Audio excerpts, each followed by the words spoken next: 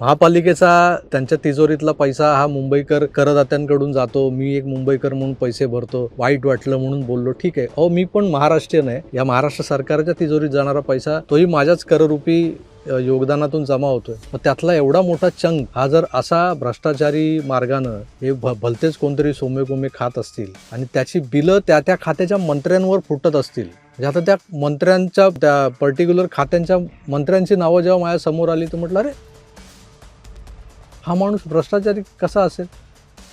मी ओळखतो. हा माणूस भ्रष्टाचारी कसा असेल? मी भेटलोय.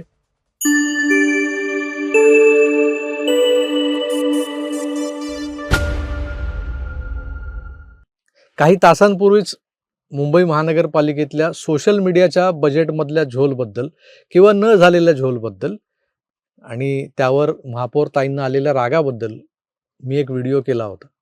तो आपण पाहिलाच असेल. पण हा जो काही प्रकार चाललाय ना, सोशल मीडियाच्या नावाखाली एक वेगळं बजेट बनवून त्या बजेटचा मलिदा ओरपण्याचा एक राजरोस कार्यक्रम सुरू आहे. तो निव्वळ अशा पालिकांमध्ये नाहीये, तर तो राज्य सरकारमध्ये देखील आहे. राज्यातले कित्येक मंत्री, त्या मंत्र्यांची जी खाती आहेत, त्या खात्यांना अशा पद्धतीनं सोशल मीडियाचं बजेट सँक्शन करून दिलं जातं. राज्याच्या एकूण बजेटपैकी एक मोठी रक्कम या विशेष खात्यांच्या मंत्र्यांना त्यांच्या खात्यांनी केलेल्या कामांचं शोकेसिंग करण्यासाठी, म्हणजे त्यात डिजिटल मीडिया आलं, इलेक्ट्रॉनिक मीडिया आलं, प्रिंट मीडिया आलं, त्यासोबत या खात्याने केलेली कामं असतील, या खात्याची अचिव्हमेंट्स असेल किंवा मंत्र्यांनी केलेलं विशेष असं काही जे काही धोरण राबवलं आहे किंवा काही निर्णय घेतलेत, त्यांचा प्रचार प्रसार करणं असेल, कुठे कुठे एक्झिबिशन्स वगैरे घेतली जातात त्या पर्टिक्युलर खात्यांची. मग ह्या सगळ्या गोष्टी करण्यासाठी एक एजन्सी लागते. त्यांना आपण सध्या ढोबळमानाने सोशल मीडिया मॅनेजमेंट करणाऱ्या एजन्सीज ज्या असतात त्याचं नाव देऊ शकतो, म्हणजे सोशल मीडिया एजन्सी. या सोशल मीडिया एजन्सीचं कामच ते असतं की हे जे काही मंत्री महोदय किंवा त्या मंत्री महोदयांचं खातं जे काही लोकोपयोगी काम करतं, जनतेच्या उपयोगाला पडणारं जे धोरण असतं, त्या धोरणांतर्गत घेतलेले काही निर्णय असतात, त्या निर्णयांचा प्रचार प्रसार व्हायला हवा. त्यांनी केलेली कामं लोकांसमोर जायला हवीत. ज्या काही योजना आहेत त्या योजनांची माहिती लोकांपर्यंत पोहोचायला हवी. ते कुठे उपलब्ध असतात, त्या योजनांचा लाभ कसा घ्यायचा, त्यासाठी कुठले फॉर्म्स भरायला लागतात, त्यासोबत कुठली कागदपत्र जोडावी लागतात, यासाठी काही माहितीपट, छोटे छोटे डॉक्युमेंटरीज वगैरे असं काही बनवलं जातं. ही सगळी कामं ही सोशल मीडिया एजन्सी करत असते. महाराष्ट्र राज्याच्या या सरकारमधल्या काही निवडक खात्यांना अशा पद्धतीचं सोशल मीडिया बजेट सँक्शन केलेलं आहे, जसं मी सुरुवातीला म्हणालो. त्यात अगदी 50 लाखांपासून 1 करोड, 1 करोडपासून 5 करोड, 5 करोडपासून 10 करोड अशा विविध आकड्यांचा समावेश आहे. म्हणजे केवढी मोठी रक्कम आहे याचा तुम्हाला अंदाज येऊ शकतो. आता माझ्याकडे जी माहिती आली आहे किंवा माझ्या काही सोर्सकडून त्यांनी RTI मार्फत जे काही पेपर्स काढलेले आहेत, त्यावरचे आकडे बघितल्यानंतर अशी 3-4 खाती जी ठळकपणे माझ्या नजरेस पडलेली आहेत, की ज्यांच्या खात्यांना सोशल मीडियाचं जे काही बजेटिंग आहे ते मोठ्या प्रमाणात अलॉट केलं गेलेलं आहे.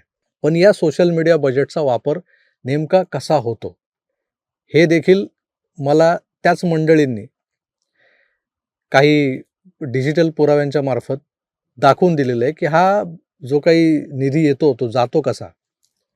खरोखर सोशल मीडियावर खर्च होतो का? सोशल मीडियावर तुम्हाला या सगळ्या मंत्र्यांच्या कार्य अहवालाचे, कार्यवृत्तांताचे किंवा ते जे काही दैनंदिन कार्यक्रम करतात त्यांचे व्हिडिओज पाहायला मिळतात का? किंवा तिथं असं स्पेशली काहीतरी त्या सोशल मीडिया पेजवर गेल्यानंतर तुम्हाला असं जाणवतं का इथं ह्या सगळ्या गोष्टी करण्यासाठी या करोडो रुपयांच्या निधीचा खर्च झालाय? मी बघितलं. मी स्वतः या व्यवसायात आहे इतकी वर्ष. म्हणजे मी साधा कमर्शियल आर्टिस्ट होतो तेव्हापासून अशा पद्धतीची प्रचारकी जी कामं असतात, प्रचार करणारी, प्रसार करणारी, ती मी करत आलोय. पूर्वी मॅन्युअल व्हायचं, आता डिजिटल व्हायला लागलं. त्यात सोशल मीडिया आला. पूर्वी हाताने पोस्टर्स डिझाईन करायचो मी. आता डिजिटली क्रिएशन करतो. माझ्याकडे काही कंपन्या आहेत, त्यांची काही प्रॉडक्ट्स आहेत. त्यांच्यासाठी मी वेगळ्या पद्धतीनं त्यांचं सोशल मीडिया वगैरे बघत असतो. त्यामुळे मला माहिती आहे की याचं बजेट काय आहे. एक तुम्ही WhatsApp स्टोरी असेल किंवा तुमची Facebook स्टोरी असेल, Facebook पेजवर ज्या रेशिओमध्ये एक डिझाइन टाकायचं असेल, तर ते क्रिएट करायला जो डिझायनर असतो, त्याला किती पगार द्यावा लागतो. एकंदर व्हिज्युअलायझर जो असतो, जो व्हिज्युअल क्रिएट करतो, की नेमकं कसं असायला हवं. याच्यामागे कॉपीरायटर असतो, जो त्यातले स्लोगन्स लिहून देतो, शीर्षक देतो. त्यातली काही आकर्षक अशी कॅचलाईन्स वगैरे असतात, त्या लिहून देतो. त्याचा पगार असतो. या सगळ्यांचा एकंदर विचार केला, तर ते एक डिझाइन केवढ्याला पडतं, हे आपण ठरवू शकतो. आणि असं जर काम वर्षभर करायचं आहे, तर त्या कामासाठी नेमका किती खर्च येतो. मग ती सोशल मीडिया एजन्सी जी आहे, ती हे काम किती रुपयात करू शकते, त्यांची काय अपेक्षा असते, त्यांचं बजेट काय असतं, त्यांचं कोटेशन काय असतं, हेही मला माहिती आहे. पण तरीही एवढा भरमसाठ खर्च काही खात्यांमधले मंत्री करतायत असं समोर आल्यानंतर खरोखरच चक्रावलो मी. मग नंतर कळलं की बिचारे ते मंत्री नाहक बदनाम आहेत. तेव्हा मंत्र्यांचे जे पी-ए आहेत, ओ-एस-डी आहेत, पी-एस आहेत, हे सगळं मॅनेज करत असतात. का मंत्र्यांना एवढा वेळ नाही की सोशल मीडिया एजन्सीला पकडा रे, त्यांचं काम बघा आणि त्यानंतर त्यांना कामं द्या. आज तुम्हाला सांगतो 8,13,000 सबस्क्रायबर्स आहेत. मी या जाहिरात आणि या सगळ्या प्रचार प्रसाराच्या ज्या काही व्यवसायात आज नाही, जवळपास मला 20-21 वर्ष झाली मी काम करतोय. पण मी सरकारचं एकही काम अद्याप ओळखीच्या जोरावर वगैरे मिळवलेलं नाही. माझ्याकडे कुठलंही सरकारी काम नाही. माझे सगळे खाजगी मित्रपरिवारातले उद्योजक आहेत, त्यांची कामं मी फक्त करतो. त्यांची कुठेही मी आणि या सगळ्या गोष्टींची मी जाहिरातबाजी कधी केली नाही. पण मला ही लोकं येऊन भेटली. मला म्हणाले, "अहो, तुमचा एवढा दबदबा आहे, तुम्हाला घाबरतात, तुमचे व्हिडिओ बघून नेते." म्हटलं, "अहो, काय नाही, हे नेते सगळे साले गेंड्याच्या कातडीचे आहेत. मंत्री-संत्री सगळे. झाट कोणाला विचारत नाहीत. सोशल मीडियावर, YouTubeवर फेमस आहे. समोर दिसलं की वाह प्रभाकरजी, छान प्रभाकरजी, बसा प्रभाकरजी, चहा घेणार का प्रभाकरजी. हा जी पुढे लावला की गल्लीतला प्रभाकर खुश होतो. आम्ही गल्लीबोळात वाढलेले लोक आहेत. आम्हाला अजून पुढे काय पाहिजे? आम्ही कुठे त्यांच्याशी कधी चर्चा केली आहे, की तुमचं काय असं बजेट असतं का हो सोशल मीडियाचं? आम्हाला द्या. आम्ही काम करतो आणि गुणवत्तेने करतो. कारण एक आर्टिस्ट म्हणून माझी जी ओळख आहे ती फार वेगळी आहे. ती जर त्याची कंपॅरिझन, त्याची तुलना हे हे हे काय जे कोणी पकडून कामं चालवलेली आहेत, ती थुका लावण्याची कामं आहेत लिटरली. आणि मी बघितलं त्यांच्या त्या ज्या पेजेसवर जाऊन मी बघितलं, एखादं डिजिटल क्रिएट करून टाकलंय. कुठेतरी कुठल्यातरी जयंतीची शुभेच्छा दिलेल्या काहीतरी दिसतंय, कुठल्या कार्यक्रमाची जाहिरात. याच्या पलीकडे काही नाही आणि मग हे करोडो रुपये जातात कुठे? तर यातला 40% जो कट आहे, तो कट मंत्र्याला द्यायचा या नावाखाली तो पी-एस, ओ-एस-डी, पी-ए जो कोणी असतो, तो घेतो स्पष्टपणे. आणि हा त्या सोशल मीडिया एजन्सीलाही माहिती असतो, की एवढे पैसे आहेत. समजा 1 करोडचं काम आहे, तर 50 लाख रुपये, 40 लाख रुपये तुम्हाला किमान त्यांना वाटायचे आहेत. उरलेले जे काही 60 लाख आहेत, त्या 60 लाखात आपल्याला पुढचं वर्षभराचं काम करायचं आहे. हे 40 लाख द्यायला आता माझ्याकडे नाही आहेत. काय करायचं? कोणतरी इन्व्हेस्टर येतो. तो तुम्हाला 40 लाख उचलून देतो. तुम्ही ते देता मंत्र्यांना. मंत्र्यांना म्हणण्यापेक्षा त्या मंत्र्यांचं काम जे बघतात, त्या पी-एस किंवा ओ-एस-डीना देतात. ते पैसे घेतले खुश. तुमच्या नावाने ते टेंडर किंवा जी काही निविदा असते ती निघते. त्यानंतर ही मंडळी त्यांना जे काही पैसे मिळतात, त्यातून ते आधी घेतलेले 40 त्या इन्व्हेस्टरचे ते त्यांना द्यायचे असतात. ते दिले जातात. त्यावर व्याज असतं त्या इन्व्हेस्टरचं. इन्व्हेस्टर काय असा काय तुमच्यावरच्या प्रेमाखातर तुम्हाला असा येऊन पैसे देऊन जाईल असं नाही ना. त्याचा धंदा आहे. तो त्याचं व्याज वगैरे काढून घेऊन ती रक्कम त्यातून वजा होते. उरलेल्या पैशात हे जे काही काम करायचं असतं, त्यात परत कोण ना कोणतरी त्या मंत्र्याचा खास माणूस असतो, कोणीतरी खास कार्यकर्ता असतो. तो मग त्या सोशल मीडिया एजन्सीला फोन करतो. "अरे काय, माझं काय बघितलं नाही." मग त्याला पण कधीतरी काहीतरी द्यावं लागतं. हे सगळे जे काही मी जे तुम्हाला हा जो काही घटनाक्रम किंवा ही जी काही मोडस ऑपरेंडी सांगतोय ना, ही फोन कॉल्समध्ये रेकॉर्डेड आहे. 1-2 मंत्र्यांचे ओ-एस-डी, पी-एस हे सोशल मीडिया एजन्सीबरोबर बोलत असताना त्यांनी ते कॉल रेकॉर्ड करून ठेवलेले होते आणि ते कॉल जेव्हा मला ऐकवले या मंडळींनी, ही 3-4 मंडळी मला गेल्या आठवड्यात येऊन भेटली.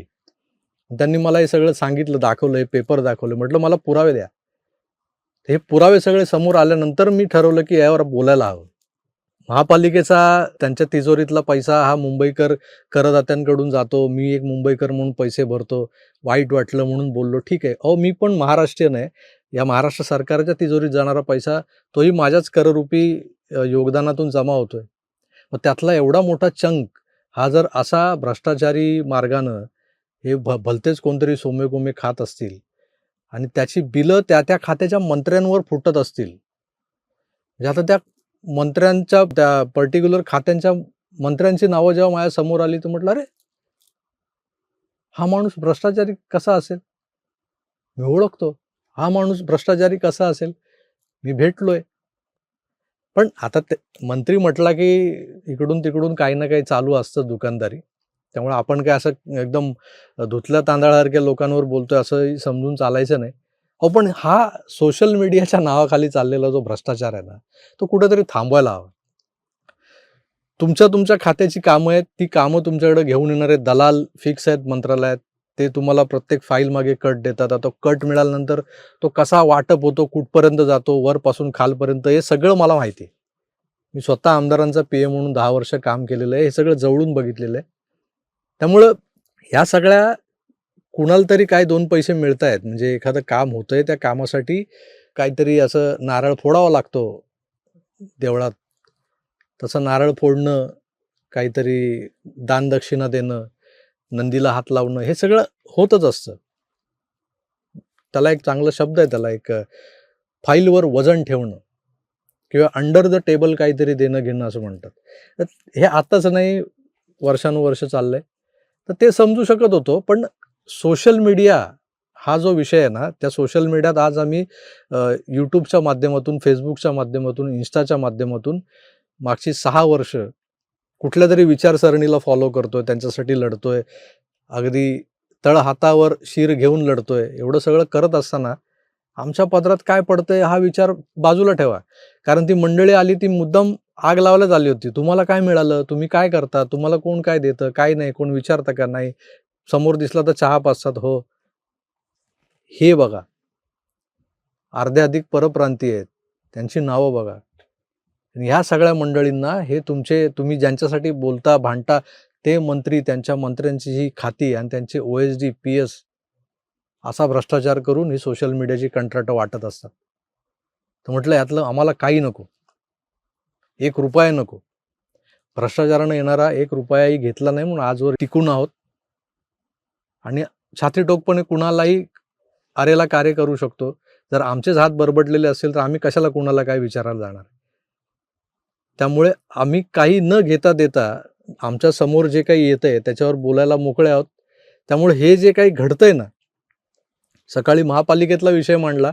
आता मी राज्य सरकारमधल्या ह्या सोशल मीडियाच्या नावाखाली चाललेल्या फार मोठ्या भ्रष्टाचारावरती एक व्हिसल ब्लो केलेली आहे. सुतोवाच आहे. जवळपास 4 ते 5 असे कॉल रेकॉर्ड्स आहेत, की जे ऐकल्यानंतर पायाखालची जमीन सरकते. करोडोंचा व्यवहार चालतो आणि तो कसा चालतो ते ज्या वेळेला ऐकलं त्यावेळेला अक्षरशः चीड आली, चीड. महाराष्ट्रात एक माणूस या सरकारचा जो काही कर्णधार म्हणून हेडमास्टरच्या भूमिकेत आहे, देवेंद्र फडणवीस, आणि तो सातत्यानं हे सगळं टाळायला बघतोय. या महाराष्ट्राचा कारभार जो आहे तो भ्रष्टाचार विरहित, पारदर्शक, सरळ आणि अगदी ज्याला आदर्श असा म्हणवता येईल असं करण्याचा प्रयत्न करतोय. किमान लोक बोलतात, दिसतं, त्या माणसाकडे बघून वाटतं, पण खाली काय चाललंय आणि या भ्रष्टाचाराकडे हेडमास्टरांचं लक्ष नाही, असं कसं होऊ शकेल? हेडमास्तर जाणीवपूर्वक दुर्लक्ष करतायत का? हा प्रश्न माझ्या मनात आला. तसं नसावं आणि मास्तरांनी ती छडी या सगळ्या चोर चिलटांवर जरूर उगारावी, यासाठी निव्वळ सुतोवाच केलंय. पुराव्यासकट जर बोलावं लागलं, ते कॉल रेकॉर्ड्स ऐकवावे लागले, तर माझी 100% तयारी आहे. जे हे धंदे करतायत त्यांनी आत्ताच सावध व्हावं आणि जरा महाराष्ट्राच्या जनतेच्या कल्याणाची कामं करावीत. सोशल मीडियासारख्या फुटकळ गोष्टींमध्ये करोडोंचा मलिदा खाणं बंद करावं. करायचंच असेल तर सोशल मीडियावर तुमचा जो काही प्रचार प्रसाराचा जो अजेंडा आहे, ज्याच्यासाठी तो निधी जर तो तुम्ही सँक्शनच करून ठेवला आहे, तर तो खरोखर खर्च करा. खऱ्या अर्थानं दिसू द्या तुमच्या पेजेसवर, की खरोखर तेवढा पैसा खर्च होतोय. अर्धा जातोय PSOSGकडे, अर्धा भलत्याकडे, अर्धा व्याजात त्या इन्व्हेस्टरच्या. हे काय चाललंय ना, त्यामुळे महाराष्ट्र चाललाय कुठे असा प्रश्न पडतोय. मित्रो, तुर्तास मी इथे थांबतोय. पुन्हा भेटणारच आहोत. पण दरम्यान काही घटना अशा घडतील सकारात्मक आणि यात बदल होईल अशी आशा आहे. नाही झाला तर ते सगळे पुरावे आणि त्या कॉल रेकॉर्डिंग्स तुम्हालाही मी ऐकवणार आहे. त्यानंतर मग जनतेच्या दरबारात ते लोक आणि जनताच त्यांचा न्याय करेल. धन्यवाद. नमस्कार.